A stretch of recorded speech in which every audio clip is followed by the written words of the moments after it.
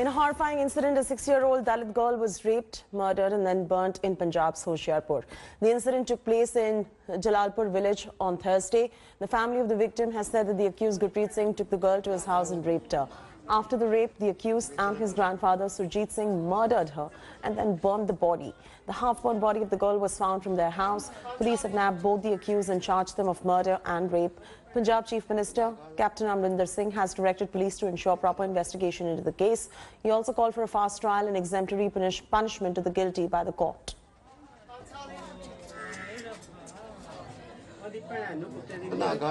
इसमें जब भी इंफॉर्मेशन मिली थी पहले दिन ही पुलिस पहुंच गई थी वहाँ। हमारे एसपी भी गए थे, मैं भी गया था और मुकदमा दर्ज हो गया था और दोनों दोषी पकड़ लिए थे और दोनों दोषी जो रिमांड पर हैं आज उनको दोबारा पेश किया जाएगा। बाकी जो भी इन्वेस्टिगेशन चल रही है बड़ी तेजी से चल रही है। तो बीबी ने बताया मेरे घर पोतरा हुआ है। मैं बोले कि ठीक है बीबी जी। तो उतना देर में ये बोली कि मम्मी और कंधे मुंडा कहता है कि चलो बिस्कुट देंगे, कुरी के ले गया। कहीं अंदर रख गया होगा कि पता। हम सब तो बाहरे ढूंढते रहे, वो 2 से 2 बजे तक से ढूंढते बेटी के शाम को पाए। मेरे को ये पता नहीं था कि मेरा बच्चा के निफर के ले जाएगा।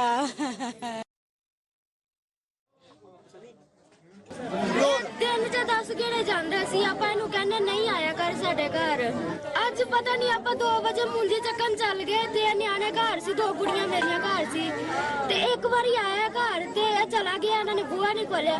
ए मेरे क्या सुत्ती पई है। साफ दिखाई देता है कि यहां इसका अब एक कोना नहीं छड्डिया, सारा लब लिया ते आपां तां भी इत्थे आई सी। मैनू नहीं दिसिया उधर अंधेरे च। मैं बाहरों वाजा बूजा मार के चल गई ते अगर आप ही गया उत्थे घर कि तुहाडी कुड़ी उत्ते अपने आप नूं अग ला के मर गई।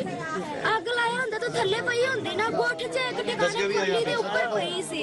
Politics has, of course, erupted over the rape and murder of a 6-year-old Dalit girl in Punjab, Hoshiarpur. BJP is now up in arms, criticizing the Congress-ruled Punjab government on its silence over the horrific incident. Finance Minister Nirmala Sitharaman took a jab at Rahul and Priyanka Gandhi, accusing them of selective outrage. Prakash Javadekar also accused Gandhis of not paying heed to injustice done on women in Congress-ruled states. And hitting back, Punjab Chief Minister Captain Amrinder Singh lashed out at the Bharatiya Janata Party, saying unlike Hathras, his government did not try to hush up the matter and took swift action against the accused. Punjab Chief Minister accused BJP of having an anti-Dalit and anti-women mindset. Congress MP Rahul Gandhi snubbed the BJP, saying that unlike Hathras, the government of Punjab has not denied that the girl was raped and has not blocked justice. जो पंजाब की घटना है, हमारी police ने वो culprit पकड़ लिए हैं। वो लड़की का पोस्टमार्टम किया गया है एंड उसका जो भी रस्मों रिवाज होते हैं हमारे हिंदू धर्म में और सिख धर्म में, उन रीति रिवाजों के साथ वो जो उसके परिवार है वो सारा जो संस्कार है का वो हमारे परिवार कर रहे हैं। इन घटनाओं के पीछे कल्प्रेट्स हैं, उनको सख्त से सख्त सजा मिलनी चाहिए। लेकिन मुझे अफसोस है कि इतने बड़े leaders mister Javadekar and madam Sitharaman ये कहते हैं कि श्री राहुल गांधी जी यहां आएंगे। बिल्कुल वो हमारे नेता हैं एंड अगर उनकी जरूरत पड़ेगी तो वो आएंगे भी, हम उनको बुलाएंगे भी। जो बीजेपी वालों की जो मानसिकता है, जो सोच है, उस सोच से मुझे परेशानी होती है। A 6-year-old child of a migrant laborer from Bihar, Dalit, is raped, is killed, body half burnt, and it doesn't shake the conscience of the brother and sister pair who rush to every other chosen site which they think can help them politically. 6 वर्ष की बेटी के साथ दुष्कर्म हुआ और दुष्कर्म के बाद उसको मार दिया गया। कैसी दर्दनाक और शर्मसार घटना है। राहुल गांधी पॉलिटिकल टूर पे जाते हैं उनकी सरकारें हैं, वहां महिलाओं के साथ क्या अन्याय हो रहा है और कैसे दुष्कर्म है वो देखते नहीं। As the Bihar poll battle heats up ahead of the first phase of voting next week, the Bharatiya Janata Party President JP Nadda spoke exclusively to us on range and whole host of issues, including the exit of LJP from the NDA and BJP's alliance with Nitish Kumar. Listen in. राजनीति के उथल पुथल की बातें आपसे करेंगे, ये समझने की कोशिश करेंगे कि पॉलिटिक्स में, और जिस तरह से बिहार की हवा में ही कहते हैं नड्डा जी कि पॉलिटिक्स है, और आपने तो बहुत कम उम्र से इस हवा को समझा है, जाना है जी। इस बार एनडीए दो हिस्सों में बंटकर चुनावी मैदान में उतरा है, इसको किस तरह से देखते हैं आप? क्या उसका फायदा नुकसान क्या है अर्थ? देखिए, मैं इसमें कोई बहुत परिवर्तन नहीं देखता हूं, क्योंकि एनडीए वो है जहां मोदी जी हैं, जहां बीजेपी है, और हमारे यहाँ बीजेपी और नीतीश कुमार जी हम पार्टी और साथ में वीआईपी पार्टी, यही एनडीए है। और इसमें सभी के पास वोट ट्रांसफ़र करने की कैपेसिटी है। इसलिए मुझे ये लगता है कि जो डिवीज़न की बात कहते हैं या जो नीचे डिवाइड हुआ है, इसका असर नहीं पड़ेगा। चिराग पासवान से इस बार नड्डा जी बात क्यों नहीं बन पाई? कहाँ मामला अटका? देखिए, राजनीति में हर एक पार्टी की आकांक्षाएं होती हैं, उनके अपने टारगेट्स होते हैं, अपने एम्बिशंस होते हैं। जब एम्बिशन मैच नहीं कर पाते हैं तो इस तरह की घटनाएं घट जाती हैं। सीटें ज्यादा मांग रहे थे, निश्चित रूप से उनकी आकांक्षाएं ज्यादा थी, और बीजेपी के लिए वो एडजस्ट करना मुश्किल था, और हम चाहते थे कि वो साथ रहें, लेकिन नहीं हुआ। लेकिन गंगा की लहरों के किनारे और जो हवाओं के हिचकोले हैं, उसमें कह रहे हैं कि आप लोगों का एक गुप्त समझौता हो गया है। आप उनके खिलाफ नहीं बोल रहे हैं, वो आपके खिलाफ नहीं। बिल्कुल नहीं।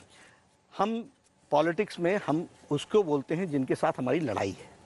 वो है तेजस्वी के साथ, वो है आरजेडी के साथ, वो है माले के साथ, वो है कांग्रेस के साथ। और आइडियोलॉजिकली और पॉलिटिकली भी दोनों लड़ाइयाँ हमारी आरजेडी के साथ है, इसलिए वो विषय सामने है।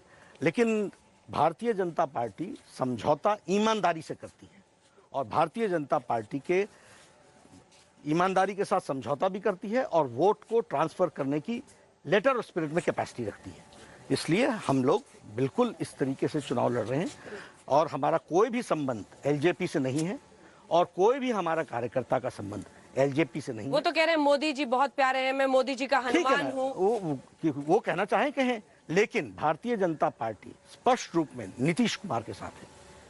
नीतीश कुमार के साथ है, इसीलिए चिराग के साथ नहीं है, क्योंकि उन्होंने नीतीश पर इस तरह से धावा बोल दिया है। वो उनका विषय है, लेकिन भारतीय जनता पार्टी नीतीश कुमार के साथ एनडीए में अलायंस में चुनाव लड़ रही है, और हम पूरी ईमानदारी और शिद्दत के साथ, और हमारा कार्यकर्ता ईमानदारी और शिद्दत के साथ अलायंस के धर्म को निभाते हुए आगे बढ़ रहे हैं। अब जरा मुद्दे की बात पर आते हैं सर। रिजल्ट के दिन पर पहुंचते हैं, 10 के दिन, 10 नवंबर। अगर मामला अटकता है, अगर बीजेपी की ज्यादा सीटें आ जाती है जेडीयू से, तो तब भी नीतीश ही मुख्यमंत्री रहेंगे। पहली बात तो है कि मामला अटकेगा नहीं। सीधा सीधा आपके भी सर्वेस बता रहे हैं स्पष्ट रूप से कि वो डबल डिजिट में रुक रहे हैं और हम 3 डिजिट में जा रहे हैं। और दूसरी बात यह है कि जो आपका सर्वे बताता है उससे हम 10% इंक्रीज ही करेंगे, क्योंकि आपका भी सर्वे कितनी सीटें? अच्छा, लास्ट में, इस पे लास्ट में आएंगे। ठीक है, तो हम उस 10% इंक्रीज ही करेंगे, कंफर्टेबल मेजॉरिटी में रहेंगे। और इसलिए ये संभव, इसकी आवश्यकता नहीं है, नंबर 1। नंबर 2, हम ईमानदारी से जो कहते हैं वो हम निभाते हैं, इसलिए कम वोट में Nitish will be the leader of the.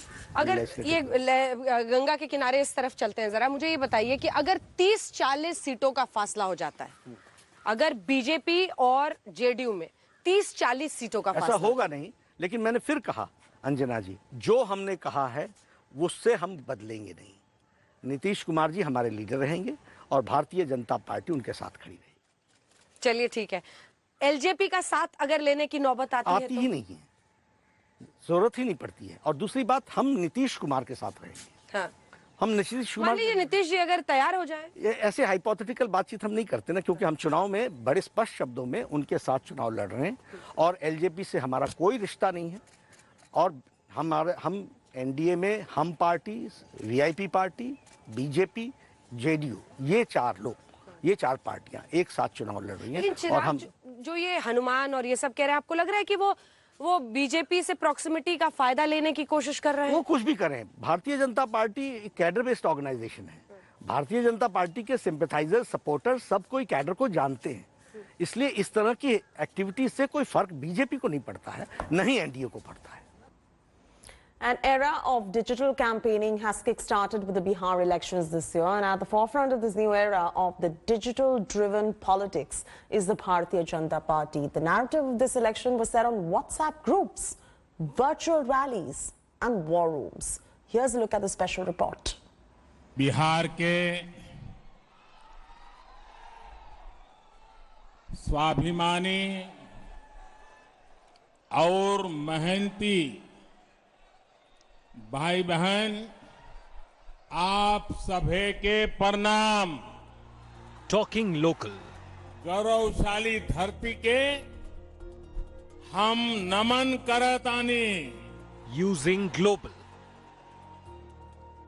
when it comes to digital technology, it's a special sauce in the BJP's campaign.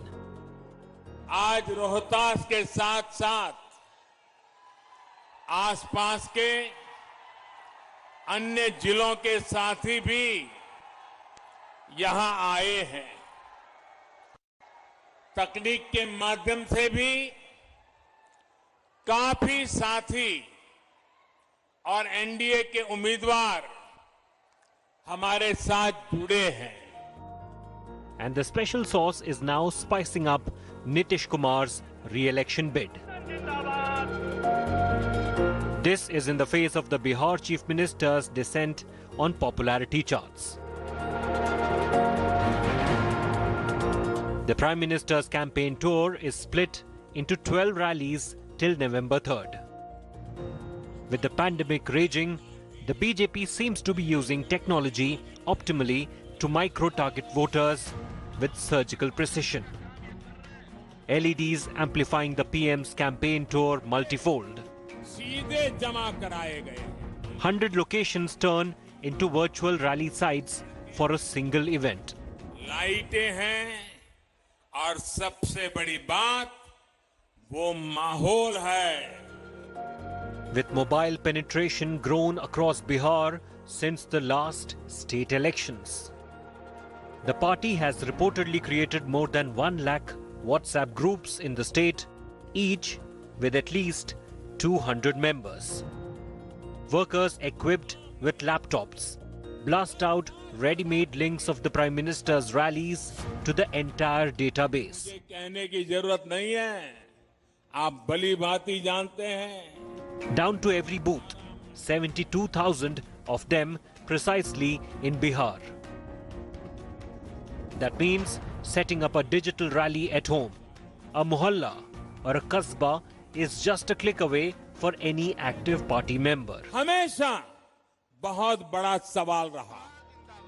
The BJP's high-tech megaphone in aid of an ally battered by an anti-incumbent headwinds.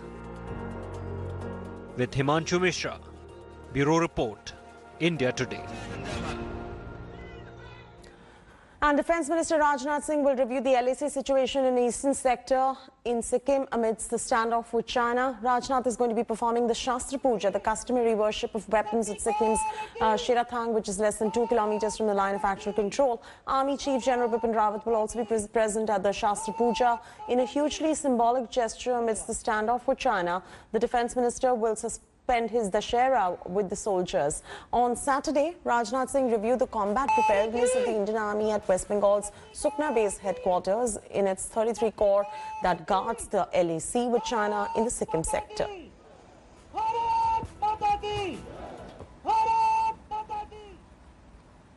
And Durga Puja amidst the pandemic is not the same as every year. The beautiful pandals, which provide a connection with state's tradition and art, were empty this year.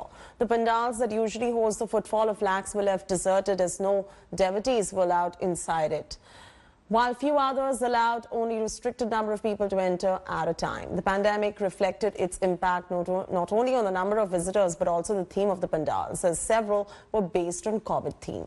Following the COVID norms, organizers have been carrying out multiple sanitization drive, adding markings for those to visit the pandals to ensure social distancing.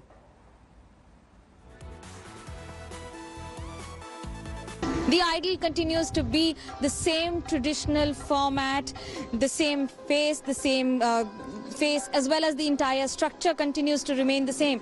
But what is different is that there is no crowd in the pandal. On any normal day during Durga Puja, you would find lakhs of people struggling for their space in this entire Puja pandal.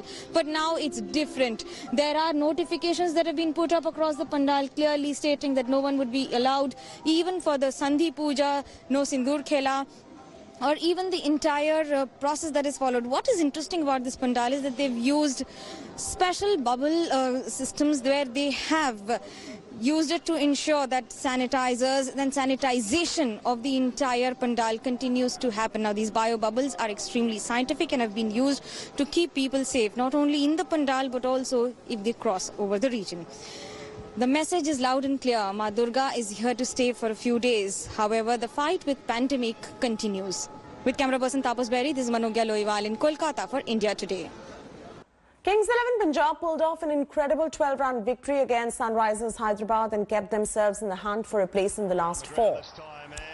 Chasing a modest score of 126, Sunrisers Hyderabad were well on course for a victory of 100 for 3 before Manish Pandey's dismissal triggered a major collapse.